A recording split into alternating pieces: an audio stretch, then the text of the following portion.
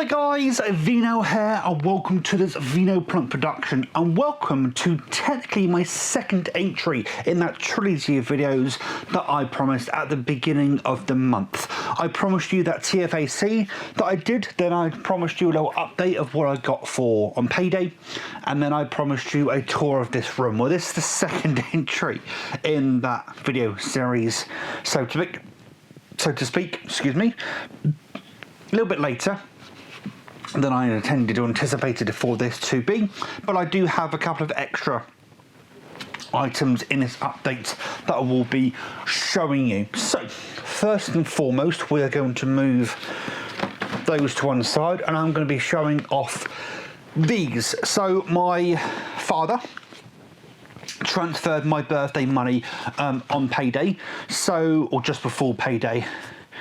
Was it on payday or just before? Whenever it was. I was actually off the day before payday and the day of payday, and I actually decided to go down to CX on payday to have a little bit of a look around, and up leaving with some stuff here. So I end up leaving with some Dragon Ball Z Blu-ray goodness. So the first thing that I actually found before we get into these was actually this. This is the 13 movie collection. I've had my eye on this for quite some time now, and I finally pulled the plug, so to speak, took the punt, and I've got that. So there you go, finally got that on Blu-ray.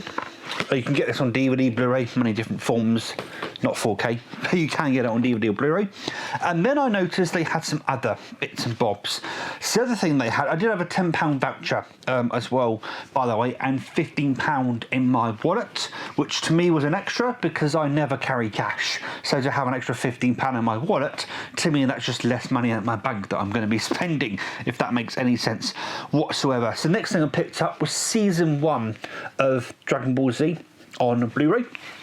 This does actually have both the slipcover and does have the art cards, and I've actually watched some of this already, and I'm really enjoying watching back through Dragon Ball Z in HD on Blu-ray. Another thing about these sets, they're actually in 4x3, which I did not anticipate. I did not expect, that's the word I'm looking for when it comes to these. If you didn't know, 4x3 is the original aspect ratio Dragon Ball Z was in. When the orange brick sets that came out, which I actually have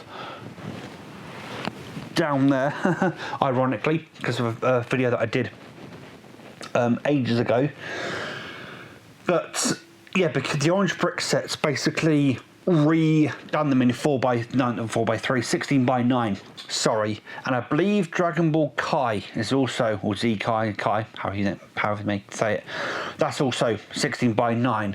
The Dragon box sets have it in the original 4x3 aspect ratio, but they're flipping expensive. So to have a series of releases, to have them in the original 4x3 aspect ratio is actually quite nice in a way. So my local CX also had another one of the Dragon Ball Z season sets, and it happened to be season 6 with Gohan on the front here. This does cover the Cell saga, so that's why Gohan is on the front. Once again, comes a really nice slip cover, and also has the art cards. There's a poster in there, I do believe. Yeah, there's a poster in there as well.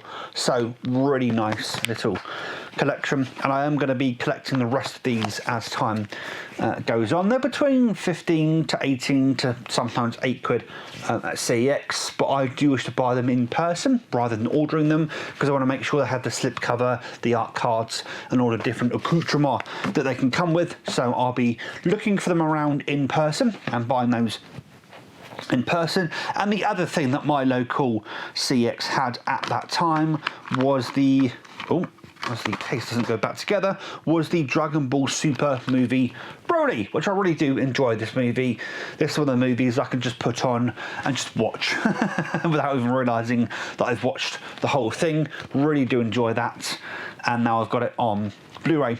There is a CX that's a little bit more further afield for me that does have Resurrection F and a couple of other Blu-rays there, and I might be venturing to there at some point to pick up those. The next thing that I bought was this. This is a laptop. This is a compact Rosario 1679, I think is the model number. I could be wrong on that one. There will be a dedicated video on that, which is why I'm not taking it out of the bag right now, because it's a bit of a pain to get in and out of that bag. There's a printer in there. There's all of the software you need to install Windows 98 on there. There's the power supply. There's a lot of stuff in there.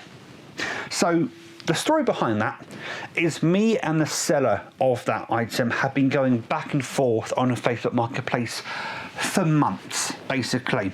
So, to be honest, I put my hand up on this. We mucked each other around at one point. So I did message him at one point when I said to him, would you want to hold on to it for me? And then said to him, sorry, won't be able to get it this month. You know, you can sell it to someone. He did try and sell it to someone, but was unable to do so. Then offered it to me. Again, that was about a month later. I then said, he even said to me, I'd be willing to hold it on to the end of the month for you. I said, fantastic. He then messaged me about a week later, basically saying that someone is willing to give him more than he's selling it for on Facebook Marketplace. And I said, but you said you'd hold on to it for me. And he went, yeah, but this guy's willing to give me more money. And I said, at the end of the day, it's up to you. You said you hold on to it for me, but I can tell by the way you're speaking that you want to sell it to this guy. If you sell it, sell it. You know, at the end of the day, it is what it is. He then messaged me back a month or two later to basically say that that person pulled out of the deal. Wasn't interested in the deal anymore. So we've been going back and forth, and eventually we came to a price we both agreed on, which was £45. I don't mind saying that. He was originally selling it for £75, which I think was a little pricey for what it is, but £45 I think was fair. And I said to him, and I still mean this now, I think £45 is enough.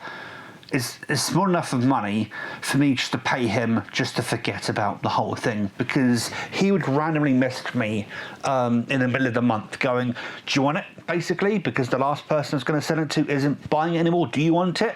So I think in the end it was just worth the £45 just for me to go, yeah, we can, you know, wipe our hands of that, wash our hands of it, and walk away. And I now have a retro laptop, which I do collect, retro laptop. Not best impressed with the individual himself. I'm not going to name him, obviously, on this video, but not best impressed with the way he kind of did everything. But at the end of the day, I got a fair deal out of it, and there will be a dedicated video on that. I'm going to say shortly, but given my recent activity at uploading videos on time, don't expect it too soon, but I do intend on doing it soon. So that's that. The next thing I want to show you is at work we do fundraising for Children in Need every year, and one of the things they do to fundraise for Children in Need is there's a load of old DVDs and Blu-rays and what have you that get put out that you can donate towards, and I picked up some of those. The main reason that I picked up these is because I saw this. I just saw 4K in there, Hacksaw Ridge. I've watched about the first 20 minutes of this. So far, so good. Obviously, this is a Mel Gibson film. I do remember this getting really good reviews, maybe even some awards back when it came out. But, you know, I'll never miss up the opportunity to get a nice cheap, because this was cheap, a nice cheap 4K. There we go. Excuse me. The next thing I picked up or noticed that they had was this special edition, collector's edition, of Candyman. Tony Todd, may he rest in peace. I actually picked this up 2 days before the news broke that he'd passed away, which is actually quite timely in some ways. But yeah, this is the original Clive Barker movie starring Tony Todd as the titular Candyman, the original, the classic. So there we go.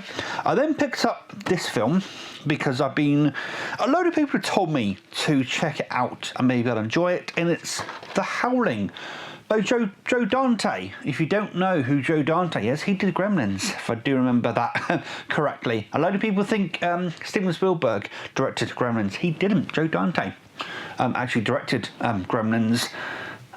Steven Spielberg was just heavily involved and was the executive producer and what have you on that. So I have heard good things about this, and of course this is a good old-fashioned werewolf movie. You can't go wrong too much. And the next thing I picked up is the 5th series of the TV series Spooks. So I'm actually collecting all these. I've got the first like 3 or 4 seasons somewhere on DVD that I got off of Spock of all places. I know, that's a bit weird.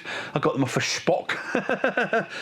By the way, if you ever are looking for a good deal on DVDs and Blu-rays, Spock or Vinted actually. There are some, not as many on Vinted because Vinted is more for clothing and stuff like that. But if you go onto Spock or Vinted, you actually can find the odd Blu-ray, DVD and box set for a really good price sometimes.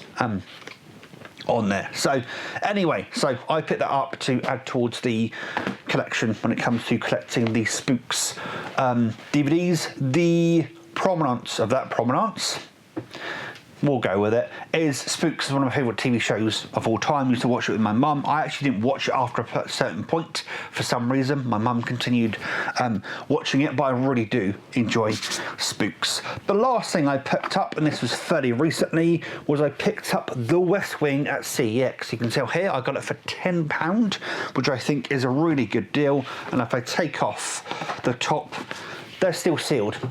This one's unsealed because I unsealed it just to have a little look and give the discs a bit of a test, because you don't know these days whether the seller just resealed them themselves. But I've always wanted the West Wing collection of some description. This, I think, one of the better collections. This is the bigger collection that they sell, and I've wanted this collection. And I think given the current political climate in America, I'm not going to go into too much detail than that, and I will warn people, if you do go into too much detail or is there political bickering in the comment section, I will be deleting your comments. This is a safe space. This is a politics-free space, but you know, given the current climate that's currently at the moment, you know, sitting back and watching a political drama like The West Wing, I think, is quite pertinent right now. And when I told my dad that CX had it for £10, he went, why didn't you pick that up? So I click and collected it and went down the next day and went and picked up The West Wing on DVD, and I was very surprised to find out they're still sealed. I am taking the fact they're still sealed with a pinch of salt, because if you didn't know, nowadays there are a lot of sellers, especially on eBay and places, are selling or reselling box sets or DVDs, Blu-rays, what have you. They're saying they are still sealed, but they're not still sealed, they are resealed. The usual way you can tell, and these I will say, actually there's a couple of these which could be resealed. So the way you can tell is if they are sealed in the factory, they tend to have this kind of sealing.